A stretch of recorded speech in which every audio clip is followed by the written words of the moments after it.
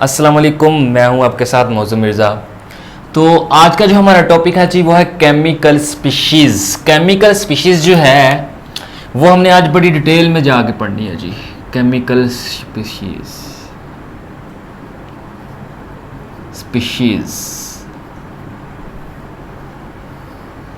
ठीक है जी।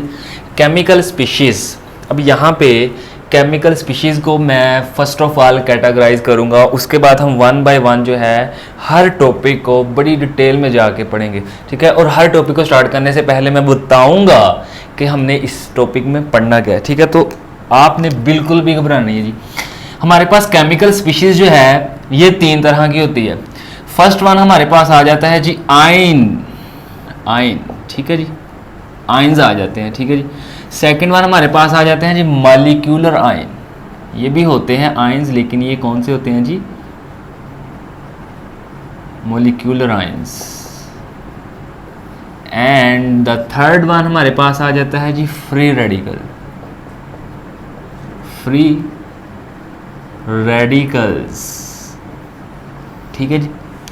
अब यहां पे केमिकल स्पीशीज को कैटेगराइज किया गया है आयंस में, मॉलिक्यूलर आयंस में और फ्री रेडिकल्स में। अब यहां पे जो आयंस हैं इनको मजीद टू टाइप्स में कैटेगराइज किया गया जी। फर्स्ट वन हमारे पास है जी कैट आयंस। हम ये भी देखेंगे कि इन्हें कैट आयंस क्यों कहा जाता है, ठीक है जी। यहां पे नेक्स्ट वन है जी एन आयंस। हम ये भी देखेंगे कि इनको एन आयंस क्यों कहा जाता है। यहाँ पे जो मॉलिक्यूलर आयंस हैं इनको भी मजीद टू टाइप्स में कैटेगराइज किया गया। फर्स्ट वन हमारे पास है जी मॉलिक्यूलर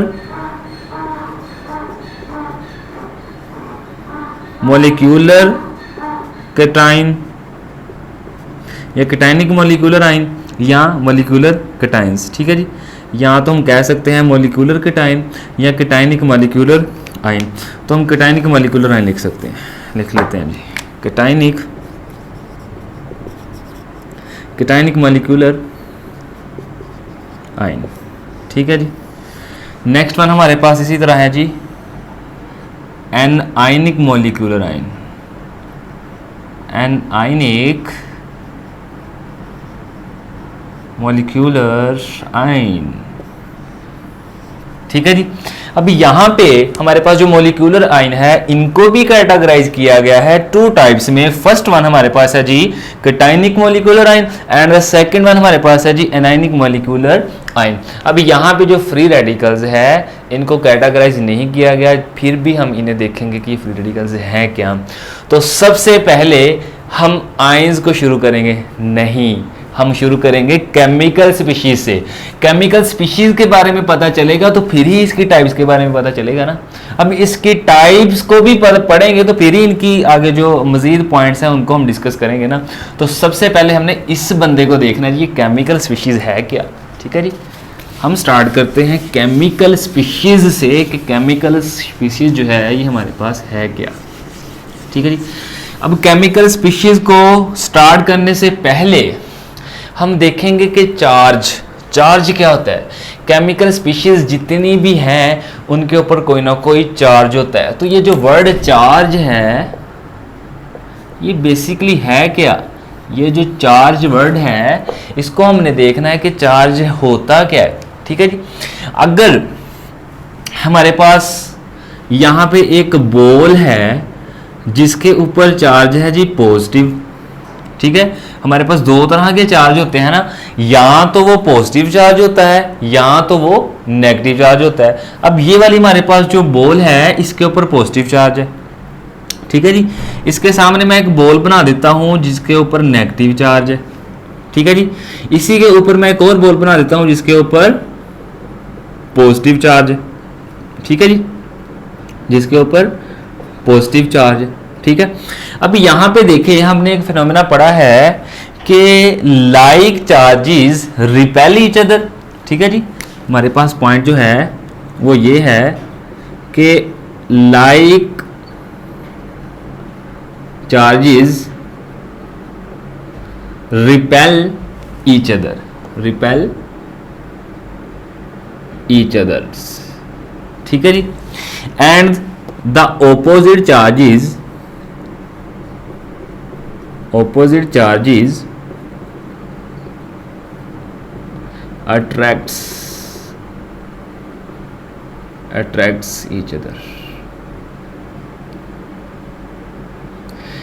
यानी एक ही तरह के चार्ज जो है वो एक दूसरे को रिपेल करते हैं और मुख्तलिफ चार्ज जो है वो एक दूसरे को अट्रैक्ट करते हैं। अब यहाँ पे हमारे पास ये वाली जो बॉल है ये पॉजिटिवली चार्ज है, ये वाली बॉल नेगेटिवली चार्ज है, और ये वाली जो बॉल है ये भी पॉजिटिवली चार्ज है। अब यहाँ पे देखें ये दो पॉइंट्स मैंने आपके सामने रखे हैं, ये वाले जो दो चार्ज हैं ये ऑपोजिट हैं, ये पॉजिटिव है ये नेगेटिव है। हमें पता है कि चार्ज की सिर्फ दो ही टाइप है, या तो वो पॉजिटिव हो सकता है या वो नेगेटिव।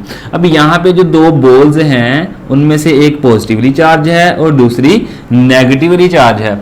अब यहाँ पे ये जो दोनों बॉल्स हैं ऑपोजिटली चार्ज है, तो हमने ये पॉइंट पढ़ा है कि opposite charge attracts each other. तो ये क्या करेगा, ये भी इसे अपनी तरफ अट्रैक्ट करेगा, ये भी इसे अपनी तरफ अट्रैक्ट करेगा, ठीक है। एट द सेम टाइम ये एक दूसरे के लिहाज से क्या है जी, सेम, ठीक है जी। ये भी पॉजिटिव है और ये भी पॉजिटिव है, तो ये वाली बॉल जो है इस बॉल को क्या करेगी, रिपेल करेगी, ठीक है जी। ये क्या करेगी, इसको रिपेल करेगी, और ये वाली जो है इसको रिपेल करेगी। दोनों जो है एक दूसरे को क्या करेंगी, एक दूसरे को दूर दूर धकेलेंगी, यानी रिपेल करेंगी, ठीक है। इसी तरह ये वाला जो है हमारे पास ये भी सेम ऑपोजिटली चार्ज हो गया, तो ये भी क्या करेगा, एक दूसरे को अट्रैक्ट करेगा, ठीक है जी। अगर यहाँ पे इसके सामने यहाँ पे एक मैं और बॉल बना दूं, ठीक है, इसके सामने मैं एक और बॉल बना दूं, वो भी पॉजिटिवली चार्ज होगी, तो ये क्या करेगा, इसको रिपेल करेगा। क्यों, क्योंकि ये भी पॉजिटिवली चार्ज है और ये भी पॉजिटिवली चार्ज है, ठीक है। चार्ज के बारे में समझा रहा हूं कि चार्ज की हमारे पास टू टाइप्स हैं। चार्ज है क्या जी, चार्ज है क्या हमारे पास, the property of a body, द प्रॉपर्टी of a body due to which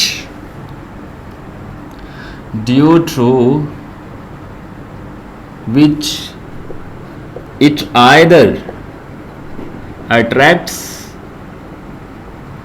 or repel any other object, ठीक है जी। The property of a body or a object, यहाँ पे बॉडी की जगह हम ऑब्जेक्ट का वर्ड भी यूज कर सकते हैं।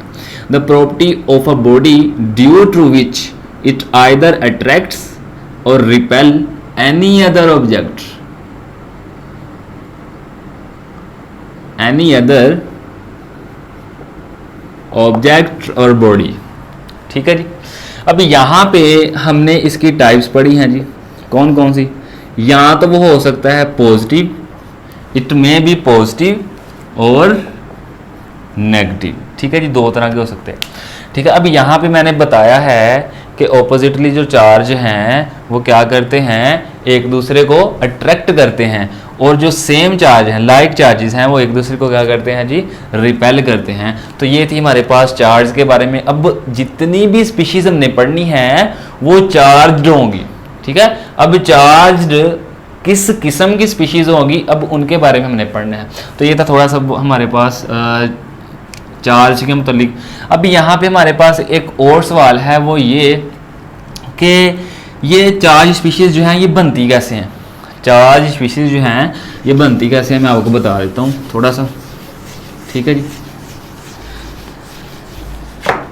जब हम 7 चैप्टर पे जाएंगे ना, तो वहाँ पे हमारे पास चैप्टर जो है वो है इलेक्ट्रोकेमिस्ट्री, ठीक है। वहाँ पे हम मुख्तलिफ सेल्स के बारे में पढ़ेंगे। अब यहाँ पे हमारे पास एक सेल होगा जिसे हम इलेक्ट्रोलिटिक सेल कहते हैं। वहाँ पे हमने जो मोल्टन सोडियम जो है उसकी एक्सट्रैक्शन करनी होती है, ठीक है, यानी उसे बनाना होता है, सोडियम हाइड्रोक्साइड डाउन सेल्स के जरिए बनाना होता है, ठीक है। एक नेल्सन सेल्स है हमारे पास, उसको भी उसमें हमने सोडियम हाइड्रोक्साइड को बनाना होता है, ठीक है। डाउन सेल्स में हमने सोडियम जो है मोल्टन सोडियम उसको एक्सट्रैक्ट करना होता है। अब यहाँ पे ये हमारे पास जो है एक सपोज कर लें कि एक कंटेनर है, सेल का जो बॉक्स होता है वो है, ठीक है। यहाँ पे हमने इसमें एक इलेक्ट्रोलाइट ले लिया है, मैंने वर्ड यहाँ पे यूज़ किया है इलेक्ट्रोलाइट। अब इलेक्ट्रोलाइट जो है ये ऐसा सॉल्यूशन होता है जिसमें से इलेक्ट्रिसिटी जो है वो कंडक्ट हो सकती है, ठीक है, कंडक्ट मीन यानी इलेक्ट्रिसिटी जो है वो गुजर सकती है। अब यहाँ पे हमारे पास सोडियम क्लोराइड है, जब हम इसे लेंगे तो ये कौन सी फॉर्म में होता है, ये होता है सॉलिड फॉर्म में, ठीक है जी। अब सॉलिड फॉर्म में हमें पता है कि ऑपोजिटली जो चार्ज हैं वो एक दूसरे को स्ट्रॉन्गली अट्रैक्ट किए होते हैं, उनके दरमियान जो है कोई भी स्पेस नहीं होती, वो क्या होते हैं कि स्ट्रॉन्गली एक दूसरे को अट्रैक्ट किए होते हैं, ठीक है। इस वजह से हम सॉलिड स्टेट में NaCl जो है हमारे पास सॉलिड स्टेट है, तो सॉलिड स्टेट में हम इलेक्ट्रिसिटी जो है वो कंडक्ट नहीं करते। अब NaCl या मुख्तलिफ हमारे पास जो आयोनिक कंपाउंड्स हैं उनको हम क्या करते हैं, एज अ इलेक्ट्रोलाइट यूज़ करते हैं, ठीक है।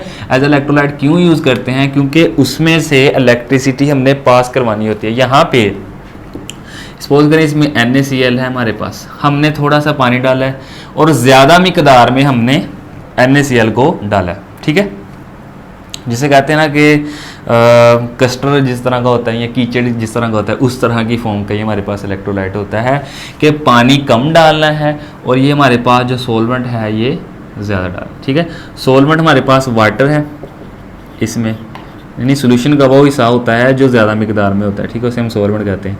लेकिन यहाँ पे ये है क्यों, क्योंकि ये ज़्यादा मिकदार में हम ले रहे हैं। NaCl जो है हमने डाला है ज़्यादा मिकदार में, वाटर जो है वो कम मिकदार में हमारे पास। इस तरह दो साइड पे यहाँ पे इलेक्ट्रोड लगे होते हैं, दोनों साइडों पे क्या लगे होते हैं, इलेक्ट्रोड लगे होते हैं। अब इन इलेक्ट्रोड्स को एक बैटरी के साथ जोड़ा होता है हमने, ठीक है। यहाँ पे एक बैटरी लगा लेते हैं, ठीक है जी, यहाँ पे एक बैटरी है।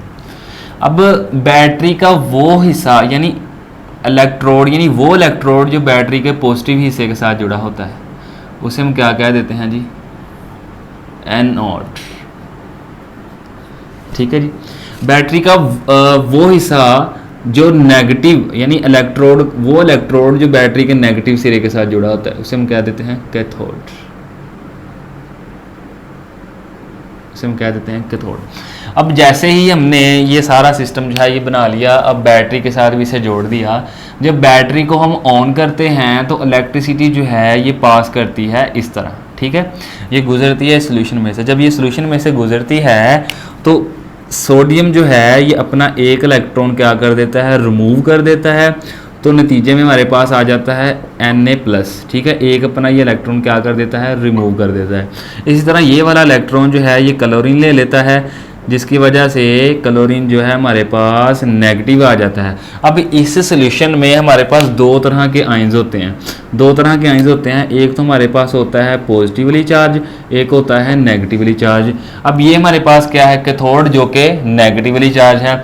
तो पॉजिटिव आयन जो है वो माइग्रेट करता है उस इलेक्ट्रोड के पास जो नेगेटिवली चार्ज है। मैंने पहले बात बताई थी कि ऑपोजिट चार्जेस जो हैं वो एक दूसरे को अट्रैक्ट करते हैं।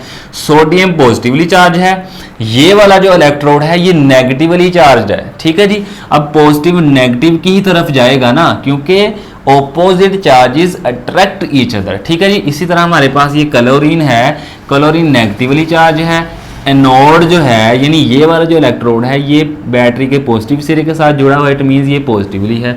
तो ये वाला जो नेगेटिव है ये मूव करेगा किस इलेक्ट्रोड के पास, एब्सोल्युटली उस इलेक्ट्रोड के पास जो पॉजिटिवली हमारे पास चार्ज हुआ है, ठीक है। तो हम जो स्पीशीज यहाँ पे पढ़ेंगे वो या तो कैट आयन होंगी या एन आयन होगी।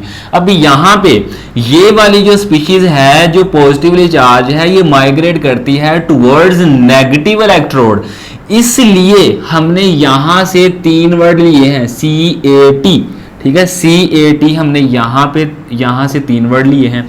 अब ये क्या है, यानी आयंस है, तो हम अंड पे लगा देंगे जी आयन, तो ये बन गया कैट आयन।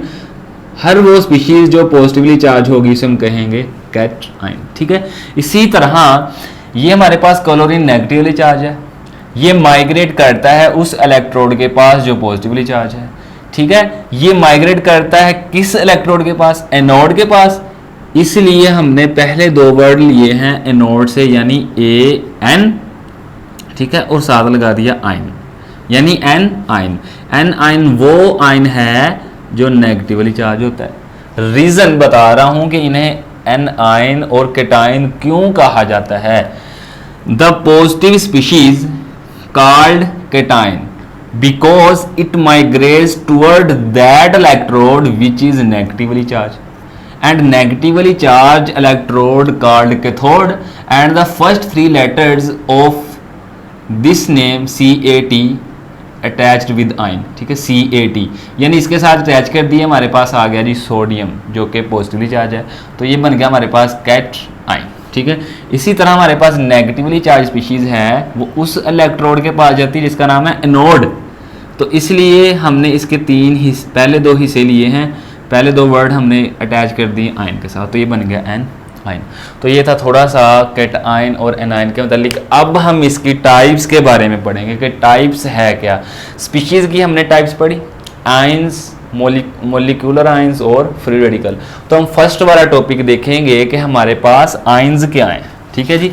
ये मैंने रीजन बताई है। अब ये वाली जो बात है, अब आपको रियलिटी में समझ आएगी कि ये हमने पढ़ा क्यों है। आप सोच रहे होंगे कि ये सिलेबस में तो है नहीं, एमए पढ़ी जा रहे हैं, ये बात नहीं है। अब आपको पता चलेगा कि ये बेसिकली है क्या। केमिकल स्पीशीज की फर्स्ट जो टाइप है वो है जी आयंस। क्या है जी? आयंस क्या होते हैं? आयंस जो हैं हमारे पास the species which carry any charge, any charge mean either positive or negative, ठीक है जी। A species which carry either positive or negative charge on it is known as ions. यानी कोई भी ऐसी स्पीशीज वो जिसके ऊपर पॉजिटिव या नेगेटिव चार्ज हो, उसको हम क्या कहेंगे? आयंस। अभी यहाँ पे देखें, आयंस जो हैं हमने पढ़ा था कि ये कैट आयंस भी हो सकते हैं, एन आयंस भी हो सकते हैं, लेकिन यहाँ पे दोनों की बात हो रही है, आयंस के अंदर दोनों की बात हो रही है, ठीक है। ये नहीं कि हम कैटाइन की बात कर रहे हैं या नाइन की, ठीक है। यहाँ पे अगर हम इसकी एग्जाम्पल्स देखें तो हमारे पास क्या है? H पॉजिटिव, ठीक है। इसी तरह हमारे पास Cl नेगेटिव, ठीक है। इसी तरह हमारे पास सोडियम पॉजिटिव आ जाएगा, ठीक है। पोटाशियम हमारे पास पॉजिटिव आ जाएगा। इसी तरह हमारे पास कैल्शियम है, ठीक है। इसी तरह हमारे पास जो है H3O+ है, ठीक है। इसी तरह हमारे पास HSO4-2 है। इसी तरह HCO3-2 है। इसी तरह जी PO4-3 है।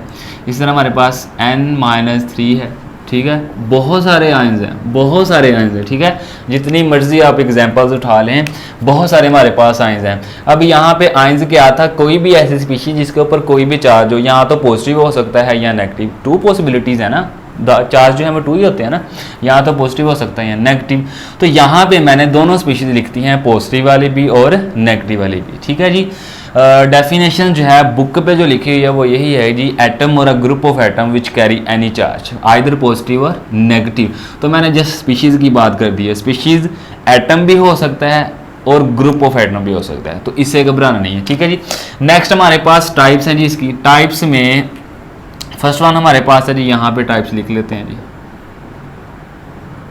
टाइप्स जो है हमारे पास फर्स्ट वन है जी हमारे पास कैट आयन, कैट आयन, ठीक है। इसी तरह हमारे पास सेकंड वन है जी एन आयन। अभी हमने पढ़ा है कि इन्हें कैट आयन और एन आयन क्यों कहते हैं, ठीक है। कैट आयन और एन आयन, इनको समझने से पहले मैं आपको एक बात बताऊंगा एटम के मतलब। हमारे पास ये एटम है ना, हमने बहुत दफ़ा इसके स्ट्रक्चर को एक्सप्लेन किया है, बहुत दफ़ा, ठीक है। ये इसका होता है न्यूक्लियस, ठीक है। न्यूक्लियस में नंबर ऑफ प्रोटॉन होते हैं और न्यूट्रॉन होते हैं, ठीक है जी। और इलेक्ट्रॉन जो है वो रिवॉल्व कर रहे होते हैं around the nucleus in a different shell, ठीक है जी। अब 3 बातें बताने लगा हूँ एटम के मतलब, वो याद रखनी है। अगर वो 3 बातें आपको याद रहेंगी फिर आपको जाके समझ आएगी कि बेसिकली जो है वो कैटाइन बनता कैसे है और एनायन कैसे बनता है। यहाँ पे फर्स्ट वाली जो बात है, एक न्यूट्रल एटम के अंदर, ठीक है जी, हमेशा नंबर ऑफ प्रोटॉन इक्वल होते हैं नंबर ऑफ इलेक्ट्रॉन के, एक न्यूट्रल एटम के अंदर, ठीक है जी, नंबर ऑफ प्रोटॉन इक्वल होते हैं नंबर ऑफ इलेक्ट्रॉन के अंदर। दूसरी बात, प्रोटॉन ऑलवेज रिमेन सेम, ठीक है जी, ऑलवेज रिमेन सेम, कभी भी चेंज नहीं होते, कभी भी चेंज नहीं होते, ठीक है जी। प्रोटॉन जो है वो ऑलवेज रिमेन सेम, कभी भी चेंज नहीं होंगे। चेंज होंगे कौन सी जी, या तो चेंज हो सकती है इलेक्ट्रॉन या न्यूट्रॉन। तो न्यूट्रॉन की यहाँ पे बात नहीं हो रही, जब हम चैप्टर सेकंड पढ़ेंगे स्ट्रक्चर ऑफ एटम तो उसमें न्यूट्रॉन की बात करेंगे, यहाँ पे न्यूट्रॉन की बात नहीं करनी हमने। जस्ट हमने पहले 2 पॉइंट्स पे फोकस करना है कि किसी भी न्यूट्रल एटम के अंदर नंबर ऑफ प्रोटॉन इक्वल होते हैं नंबर ऑफ इलेक्ट्रॉन के, और प्रोटॉन जो है कभी भी चेंज नहीं होते, ये हमेशा सेम रहते हैं, ठीक है। और प्रोटॉन जो है वो न्यूक्लियस के अंदर होते हैं, इलेक्ट्रॉन जो है वो डिफरेंट शेल्स में रिवॉल्व करते हैं। अब यहाँ पे कैटाइन क्या है और एनाइन क्या है, यही समझना है। इसको समझने से पहले एक एग्जांपल लेते हैं सोडियम की। हमें पता है सोडियम जो है इसका एटॉमिक नंबर है 11, ठीक है। अगर तो इसका एटॉमिक नंबर 11 है, इट मीन्स इसके पास प्रोटॉन कितने हैं जी, 11, ठीक है जी। तो यहाँ पे मैं इसका थोड़ा सा स्ट्रक्चर बना देता हूँ जी, यहाँ पे, ठीक है जी। यहाँ पे हमारे पास जो इलेक्ट्रॉन हैं वो टोटली हमारे पास कितने हैं जी, 1 2 3 4 5 6 7 एंड 8, और इसके लास्ट वाले शेल में हमारे पास कितने इलेक्ट्रॉन्स होते हैं, 1, ठीक है जी। क्योंकि ये ग्रुप 1 से बिलोंग करता है इसलिए इसके आखिरी शेल में 1 इलेक्ट्रॉन होगा, ठीक है जी। टोटल इसके पास नंबर ऑफ प्रोटॉन कितने हैं, 11। अब अगर प्रोटॉन 11 है, न्यूट्रल एटम है, इट मीन्स इलेक्ट्रॉन भी तो 11 ही होंगे। अभी मैंने बात बताई है न्यूट्रल एटम के अंदर number of proton is always equal to the number of electron. यहाँ पे अगर इसके पास प्रोटॉन कितने हैं, 11, तो इसके पास इलेक्ट्रॉन भी तो 11 ही होंगे, ठीक है। अब हमें पता है कि कोई भी एटम स्टेबल होने के लिए या तो ऑक्टेट रूल फॉलो करता है या डुप्लेट रूल, ठीक है जी। ऑक्टेट रूल या डुप्लेट रूल क्या है, मैं प्रीवियस लेक्चर्स में आपको डिटेल में बता चुका हूँ। अब यहाँ पे ये अपना आखिरी शेल का जो इलेक्ट्रॉन है जिसे हम वैलेंस इलेक्ट्रॉन कहते हैं, ये रिमूव कर देगा। जब ये रिमूव करेगा तो 11 में से कितने रिमूव हुए, 1, तो पीछे कितने रह गए जी, 10 negative charge, 11 positive charge, 10 negative charge. अब यहाँ पे हमने बात पढ़ी थी कि प्रोटॉन इक्वल होते हैं इलेक्ट्रॉन के। जब इलेक्ट्रॉन चेंज हुआ, रिमूव हुआ, पीछे इलेक्ट्रॉन 10 रह गए, 11 में से 1 गया, 10 रह गए, लेकिन प्रोटॉन तो always remain same, it means ये 11 के 11 रहेंगे। जब ये 11 के 11 रहेंगे तो ये वाला जो पॉजिटिव चार्ज है इस नेगेटिव चार्ज के ऊपर डोमिनेंट हो जाएगा, ठीक है जी, ज़्यादा हो जाएगा। इसलिए एटम के ऊपर कौन सा चार्ज शो होता है, पॉजिटिव। पॉजिटिव चार्ज तब एटम शो करेगा जब नेगेटिव चार्ज निकलेगा, जब इलेक्ट्रॉन निकलेगा, ठीक है जी। हमेशा ये दोनों सेम होते हैं, पॉजिटिव और नेगेटिव, एक न्यूट्रल एटम के अंदर। और हमने ये भी बात पढ़ी है कि चेंज होता है इलेक्ट्रॉन या न्यूट्रॉन, ठीक है। चेंज मीन रिमूव होगा या एंटर होगा। तो यहाँ से एक इलेक्ट्रॉन जब रिमूव हुआ, यहाँ से एक इलेक्ट्रॉन जो है जब हमने रिमूव करवाया तो पीछे रह गए कितने, 10। तो 10 नेगेटिव चार्ज रह गए, 11 पॉजिटिव चार्ज रह गए। पॉजिटिव चार्ज नेगेटिव के ऊपर डोमिनेंट हो गए। इस वजह से एटम के ऊपर जो है हम कौन सा चार्ज शो करते हैं, पॉजिटिव। तो यहाँ पे कैटाइन की डेफिनेशन क्या हो सकती है, a species which carry positive charge, which carry positive charge on it, ठीक है जी, which carry positive charge on it. समझ आ गई। इसी तरह अगर हम यहाँ पे ले लें एक क्लोरीन का एटम ले लें, हमें पता है क्लोरीन के एटम के लास्ट वाले शेल में 7 इलेक्ट्रॉन होते हैं। क्यों, क्योंकि वो ग्रुप 7 से बिलोंग करता है, ठीक है। अगर यहाँ पे 7 इलेक्ट्रॉन हैं, 7 इलेक्ट्रॉन है, ठीक है जी। अगर इसके ऊपर 7 इलेक्ट्रॉन हैं, अंदर तो 8 ही हैं, ठीक है जी। ये न्यूक्लियस। अगर इसके आखिरी शेल में 7 इलेक्ट्रॉन है तो इसे 1 इलेक्ट्रॉन की ज़रूरत है। अभी यहाँ पे जो सोडियम ने 1 इलेक्ट्रॉन रिमूव किया है वो इलेक्ट्रॉन आ गया इसके पास, इसके आखिरी शेल में हो गए 8। ठीक है, अब हमें पता है प्रोटॉन किसके इक्वल है जी, इलेक्ट्रॉन के। अब इसके पास प्रोटॉन कितने थे, 17, यानी 17 पॉजिटिव चार्ज। तो एक न्यूट्रल एटम के अंदर प्रोटॉन इक्वल होते हैं इलेक्ट्रॉन के, इट मींस 17 ही इसके पास इलेक्ट्रॉन है। लेकिन एक इसने लिया है सोडियम से, तो यहाँ पे 1 इलेक्ट्रॉन ज्यादा हो गया, यानी 17 प्रोटॉन है। प्रोटॉन हमेशा सेम रहते हैं, कभी चेंज नहीं होते, इलेक्ट्रॉन ही चेंज होंगे, या एंटर होगा इलेक्ट्रॉन या रिमूव होगा। तो यहाँ पे इलेक्ट्रॉन जो है वो गेन हुआ है। ठीक है, तो हमारे पास पहले 17 थे, अब कितने हो गया जी, 18। अब यहाँ पे नेगेटिव चार्ज ज्यादा है या पॉजिटिव, एब्सोल्युटली नेगेटिव ज्यादा हो गया, तो नेगेटिव पॉजिटिव के ऊपर डोमिनेट हो जाएगा, इस वजह से एटम के ऊपर नेगेटिव चार्ज होने लग जाएगा। अब क्लोरीन जो है हमारे पास, इसके ऊपर एक नेगेटिव चार्ज शो होने लग जाएगा। ठीक है जी, एक नेगेटिव चार्ज जो है इसके ऊपर शो होने लग जाएगा। ठीक है जी, इस तरह किसी भी एटम के ऊपर पॉजिटिव या नेगेटिव चार्ज आता है। पॉजिटिव चार्ज हमेशा आता है बाय लूजिंग ऑफ इलेक्ट्रॉन। ठीक है जी, बाय लूजिंग ऑफ इलेक्ट्रॉन। ठीक है, इसी तरह मैं इसकी डेफिनेशन लिख देता हूँ जी। होप सो कि आपको समझ आ जाएगी कि कैटायन जो है वो किस तरह बनता है, एन आयन जो है वो किस तरह बनता है। यहाँ पे देखें जी, a species which contain or carry negative charge on it। ठीक है, ऐसी स्पीशीज जिसके ऊपर नेगेटिव चार्ज होता है वो क्या कहलाती है जी, एन आयन। अब ये बनती कहते हैं bye gaining of electron, bye gaining of electron. बस ये 2 बातें याद रखें, किसी भी न्यूट्रल एटम के अंदर प्रोटॉन इक्वल होते हैं इलेक्ट्रॉन के ऊपर के बराबर। ठीक है जी, प्रोटॉन कभी भी चेंज नहीं होते, ये हमेशा सेम रहते हैं। ठीक है, हमने 2 कंडीशंस देखी थी, उसमें प्रोटॉन सेम रहे थे, इलेक्ट्रॉन यहाँ तो रिमूव हुआ था या एंटर हुआ था। ठीक है जी, कभी भी प्रोटॉन जो है वो चेंज नहीं होते, चेंज होते हैं हमेशा इलेक्ट्रॉन या न्यूट्रॉन। जब न्यूट्रॉन होंगे तो आइसोटोप्स बनेंगे, वो हम नेक्स्ट चैप्टर में इंशाल्लाह करेंगे डिस्कस। ठीक है, जस्ट आप प्रोटॉन इलेक्ट्रॉन के ऊपर फोकस करें। अब यहाँ पे देखें, जब भी कोई एटम अपना इलेक्ट्रॉन लूज करेगा तो क्या बनेगा, कैटायन। जैसे हमारे पास सोडियम है, ठीक है, इसमें से जितने भी हैं पॉजिटिव चार्ज वाले लिख लें जी। ठीक है, हमारे पास बहुत सारे हैं जी। ठीक है,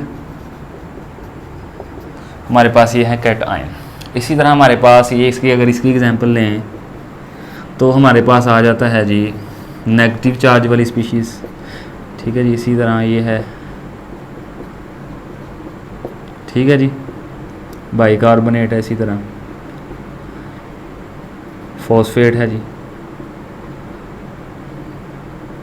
ठीक है, बहुत सारी स्पीशीज, यानी जितनी भी स्पीशीज़ नेगेटिव चार्ज वाली होंगी उसे हम कहेंगे एन आयन, जितनी भी स्पीशीज़ पॉजिटिव चार्ज वाली होंगी उसे हम कहेंगे कैट आयन।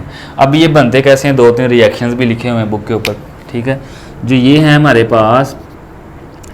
पास हाइड्रोजन है, इसके आखिरी शेल में से जब 1 इलेक्ट्रॉन निकलता है तो इसके ऊपर पॉजिटिव चार्ज आता है। एब्सोल्युटली बाय पॉजिटिव चार्ज कब आता है, बाय लूजिंग ऑफ इलेक्ट्रॉन। ठीक है, तो यहाँ से 1 इलेक्ट्रॉन निकला। ठीक है, इसी तरह हमारे पास कैल्शियम है, तो यहाँ से कितने इलेक्ट्रॉन निकले हैं जी, 2। क्यों, क्योंकि ये ग्रुप 2 से बिलोंग करता है, तो इसके ऊपर 2 पॉजिटिव चार्ज आएंगे, तो 2 इलेक्ट्रॉन जो है इसमें से रिमूव हुए। ठीक है, इसी तरह हमारे पास सोडियम है जी, सोडियम के आखिरी शेल में 1 इलेक्ट्रॉन है, तो 1 इलेक्ट्रॉन रिमूव करता है, इसके ऊपर आ जाता है पॉजिटिव चार्ज, और 1 इलेक्ट्रॉन जो है वो रिमूव हो गया। इसी तरह अगर हम इसकी बात करें, इस वाले पॉइंट की, तो इसमें हमारे पास क्लोरीन है जी। क्लोरीन 1 इलेक्ट्रॉन एक्सेप्ट करता है, जब एक्सेप्ट करना है तो इधर वाली साइड पे लिखना है, जब रिमूव करना है तो इधर वाली साइड पे लिखना है। ठीक है, जब ये एक्सेप्ट करता है तो इसके ऊपर कौन सा चार्ज आ जाता है जी, नेगेटिव। ठीक है जी, इसी तरह हमारे पास ऑक्सीजन है, ऑक्सीजन ग्रुप 6 से बिलोंग करता है, आखिरी शेल में 6 इलेक्ट्रॉन है, तो ये 2 इलेक्ट्रॉन एक्सेप्ट करता है, तो इसके ऊपर नेगेटिव चार्ज आ जाता है -2। यहाँ 2 आप नेगेटिव डाल सकते हैं इस तरह, या आप सिंपली लिख सकते हैं -2। ठीक है जी। तो इससे कोई फ़र्क नहीं पड़ता। तो ये था हमारे पास थोड़ा सा केमिकल स्पीशीज़ के मतलब, उसकी फर्स्ट टाइप जो आयंस है उसको हमने कम्प्लीटली डिस्कस कर दिया है कि आयंस क्या होते हैं, उसके बाद कैट आयन क्या होते हैं, एन आयन क्या होते हैं, इनके ऊपर पॉजिटिव चार्ज कैसे आता है, नेगेटिव चार्ज कैसे आता है। बस ये वाली जो बातें हैं ये अपने माइंड में रखनी है, ठीक है जी। तो ये था हमारे पास केमिकल स्पीशीज़ के मतलब। अब हमने डिफरेंट देखना है, ठीक है, डिफरेंस देखना है किसके मतलब जी, एटम और आयन के मतलब, ठीक है जी। एटम और आयंस क्या होते हैं, एटम्स और आयंस जो हैं इनके मतलब हमने डिफरेंस देखना है, ठीक है जी। यहां पे हम लिख लेते हैं जी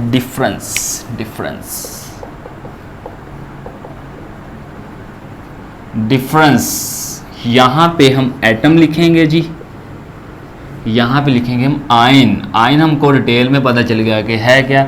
अब हमने देखना है जी डिफरेंस, एटम को हम डिटेल में पढ़ चुके हैं, आयन से हमने देख लिए अभी, ठीक है। इसका जो फर्स्ट पॉइंट है, atom is the smallest particle of an element, ठीक है जी। क्या है जी, is a smallest particle of an element. Element जब हमने डेफिनेशन पढ़ी थी एलिमेंट की, तो उसमें हमने पढ़ा था कि एलिमेंट जो है is a substance that made up of same type of atoms which have same atomic number and cannot be decomposed into simplest unit, ठीक है जी। Made up of same type of atoms, it means एक atom के अंदर, यानी एक element के अंदर मुख्तलिफ एटम्स हैं, एक एलिमेंट के अंदर बहुत सारे एटम्स हैं जो कि सेम है, ठीक है। ये भी एटम है एक, ये भी एटम है, ये भी एटम है। हमने प्रीवियस लेक्चर में एलिमेंट्स वाले टॉपिक्स में डिटेल में पढ़ लिया था इसे, ठीक है जी। अभी यहाँ पे जो एटम है ये स्मॉलेस्ट पार्टिकल है किसका, एलिमेंट का। अगर ये एलिमेंट है तो ये जो है एटम है, ये छोटे छोटे एटम है, ये भी, ठीक है जी। होप सो आप समझ आ गई होगी। दूसरी तरफ देखें अगर आयंस को, तो आयंस क्या है, smallest particle of an ionic compound. Ions is a smallest particle of an ionic compound. Ionic compound यानी किसी भी आयोनिक कंपाउंड का छोटा या सादा तरीन यूनिट, ये पार्टिकल, जैसे हमारे पास NaCl है ना, तो इसका स्मॉलेस्ट पार्टिकल है आयंस, ठीक है, ये वाला, ठीक है। ये था हमारे पास आयंस। नेक्स्ट है जी एटम जो है ये आज़ादाना रह भी सकता है और नहीं भी रह सकता, और ये किसी भी रिएक्शन में हिस्सा ले सकता है, ठीक है जी। एटम इट में और मे नॉट एग्जिस्ट इंडिपेंडेंटली,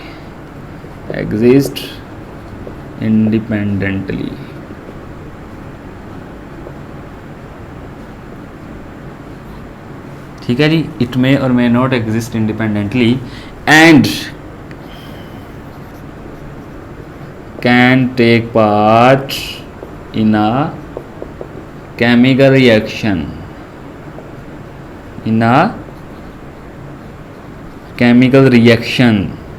ठीक है जी। अब यहाँ पे जो पहली लाइन है, इट मे और may not exist independently, it may और मे नॉट, यहाँ पे वर्ड आएगा नॉट, इट मे और मे नॉट एग्जिस्ट इंडिपेंडेंटली। इसका मतलब है आज़ादाना रह भी सकता है और नहीं भी रह सकता है। अब आज़ादाना रहने के लिए 2 रूल्स फॉलो होते हैं, ऑक्टेट या डुप्लेट, ठीक है। यानी किसी भी एटम के आखिरी शेल में 8 इलेक्ट्रॉन मुकम्मल करना ऑक्टेट, और किसी भी एटम के आखिरी शेल में 2 इलेक्ट्रॉन मुकम्मल करना डुप्लेट रूल कहलाता है। अब यहाँ पे जितनी भी ग्रुप 8 के हमारे पास एलिमेंट्स हैं, हीलियम है, नियोन है, ऑर्गन है, क्रिप्टॉन है, जीनॉन है, ये क्या है, आज़ादाना है। क्यों? क्योंकि इनके ऑक्टेट रूल कंप्लीट हैं, ठीक है जी। तो ये आज़ादाना रह सकते हैं। बहुत सारे एलिमेंट्स हैं ग्रुप 1, 2, 3, 4, 7 के, जिनके ना तो डुप्लेट रूल कंप्लीट हैं ना ऑक्टेट रूल कंप्लीट हैं, वो एलिमेंट्स आज़ादाना नहीं रह सकते, ठीक है जी, ये आज़ादाना रह सकते हैं। इसलिए यहाँ पे जो वर्ड लिखा है ना, आज़ादाना रह भी सकते हैं और नहीं भी रह सकते हैं, वो इस वे में है कि ग्रुप 8 के एलिमेंट्स आज़ादाना रह सकते हैं क्योंकि उनके ऑक्टेट कंप्लीट हैं। ग्रुप 1, 2, 3, 4, 7 इनके एलिमेंट्स आज़ादाना नहीं रह सकते। क्यों? क्योंकि ना तो इनके डुप्लेट रूल कंप्लीट है ना ऑक्टेट रूल कंप्लीट है। इस वजह से द एटम मे और मे नॉट एग्जिस्ट इंडिपेंडेंटली। दूसरी तरफ अगर बात करें, can take part in a chemical reaction, जाहिर सी बात है कि एक एलिमेंट के अंदर सेम टाइप ऑफ एटम्स होते हैं, ठीक है, जो रिएक्शन करते हैं। इसलिए यहाँ पे एटम जो है वो किसी भी रिएक्शन में हिस्सा ले सकते हैं और बॉन्ड बना के कोई भी कंपाउंड बना सकते हैं। तो ये वाला पॉइंट होप सो आपको समझ आ चुकी होगी। अगर दूसरी तरफ अगर हम बात करें तो ये वाले जो हैं surrounded by oppositely charged ions जो हैं, सराउंडेड बाय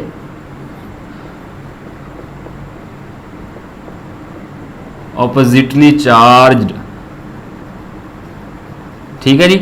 जिस तरह मैंने प्रीवियस लेक्चर में आपको बताया था, यहाँ पे देखें हमारे पास सोडियम क्लोराइड ले लेते हैं, तो इसमें क्या होता है कि ये सराउंड होते हैं एक दूसरे के साथ। यहाँ पे positive negative positive negative positive negative, ठीक है। ये ऑपोजिटली चार्ज के साथ क्या होते हैं, सराउंडेड होते हैं, टाइटली सराउंडेड होते हैं। यहाँ पे देखें नेगेटिव है, इसने ये सराउंड हुआ है इस पॉजिटिव के साथ और इस पॉजिटिव के साथ, ठीक है। इसी तरह ये वाला जो नेगेटिव है ये इस पॉजिटिव के साथ सराउंड है, ये इस पॉजिटिव के साथ भी सराउंड है और ये ऊपर वाले पॉजिटिव के साथ भी सराउंड हुआ है। तो जितने भी चार्जेस हैं ये ऑपोजिटली चार्ज के साथ क्या हो रहते हैं, घिरे होते हैं, ठीक है। अब नेक्स्ट हमारे पास पॉइंट है भी, यहाँ पे एटम जो है वो न्यूट्रल होता है, ठीक है, न्यूट्रल होता है। एटम जो है क्या होता है, न्यूट्रल। ये न्यूट्रल नहीं होता, इसके ऊपर पॉजिटिव या नेगेटिव चार्ज होता है, इसके ऊपर पॉजिटिव या नेगेटिव चार्ज होता है, ठीक है जी, carry positive or negative charge, ठीक है जी। तो ये था इसके एटम और आयन में डिफरेंस, इसे भी अच्छी तरह याद कर लेना है। तो नेक्स्ट जो है वो हमारा लेक्चर है जी मॉलिक्यूलर आयन, उसकी भी हमने डिटेल के साथ उनकी भी टाइप्स नेक्स्ट लेक्चर में इंशाल्लाह पढ़नी है। होप सो आपको समझ आ चुकी होगी। बस जो मैंने कंसेप्ट्स आपको बताए हैं वो अपने माइंड में रखने हैं, इस वजह से आपको नेक्स्ट जो है लेक्चर समझ आएगी इंशाल्लाह।